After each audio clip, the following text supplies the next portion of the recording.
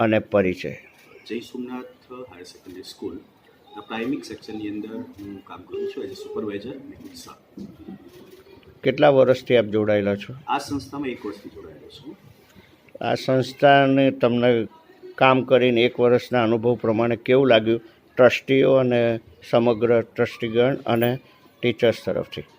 સંસ્થામાં એક તો ફ્રીડમ, તમે જ્યારે કોઈ પણ ઇન્સ્ટિટ્યૂટમાં કામ કરતા હોય અને જે એક બર્ડન થતું હોય એ અહીં જોવા નથી મળતું. અને મેઇન જે ટ્રસ્ટી છે, જે હર્ષભાઈની વાત કરી, એ એકદમ યંગ છે, એટલે એક ફ્રેન્ડલી એટમોસ્ફિયર છે અને એમાં કામ કરવાનું થાય એટલે આપણે બાય હાર્ટ કામ કરી શકીએ છીએ. આજે શું કાર્યક્રમ તમારી સ્કૂલમાં રાખવામાં આવ્યો હતો? આજે શુક્લા સાહેબના પોતાના એક NGO એક સેવાકીય કાર્ય કરે છે, એની સાથે જોડાઈને સ્કૂલના વિદ્યાર્થીઓ એક દોરી જે ઉત્તરાયણ અભી ગઈ છે એનું દોરી જે વેસ્ટ છે એનું કલેક્શન કરવાનું એક અભિયાન હતું. એમાં અમે અમારી શાળાના વિદ્યાર્થીઓ જોડાયા અને અંદાજિત 225 કિલો દોરીનું એકત્રીકરણ કર્યું. બીજા કયા કાર્યક્રમો શાળામાં કરવામાં આવે છે વર્ષ દરમિયાનમાં? મોદી સાહેબની પ્રેરણા હતી કે વાઇબ્રન્ટ ગુજરાત, એ જ પરિપ્રેક્ષમાં અમારી શાળા જય સોમનાથ વાઇબ્રન્ટ છે. એવરેજ અઠવાડિયામાં એક પ્રોગ્રામ થતો હોય છે. એ કલ્ચર એક્ટિવિટી હોઈ શકે, એજ્યુકેશન રિલેટેડ એક્ટિવિટી હોઈ શકે, અથવા તો સ્પોર્ટની એક્ટિવિટી હોઈ શકે.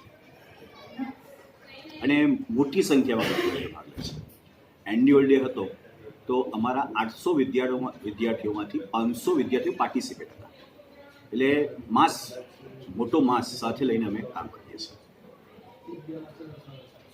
આજના જે વિદ્યાર્થીઓ છે આવી એક્ટિવિટીઝથી લગભગ દૂર ભાગતા હોય છે અને એક્ટિવિટીઝમાં તમે ભાગ લેવડાવીને અને એક સેવાકીય પ્રવૃત્તિઓમાં પણ તમારા વિદ્યાર્થીઓને જોડી રહ્યા છો, તો અન્ય વિદ્યાર્થીઓને બાળકોને તમે શું મેસેજ આપવા માગો છો?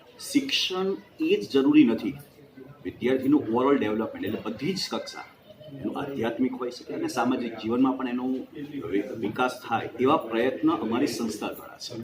તો વિદ્યાર્થી સાહેબે બી વાત કરી કે ખિસકોલી રામ સેતુની અંદર પોતાનું યોગદાન આપે છે, એ નગણ્ય હતો, પણ યોગદાન આપવું મહત્વનું છે.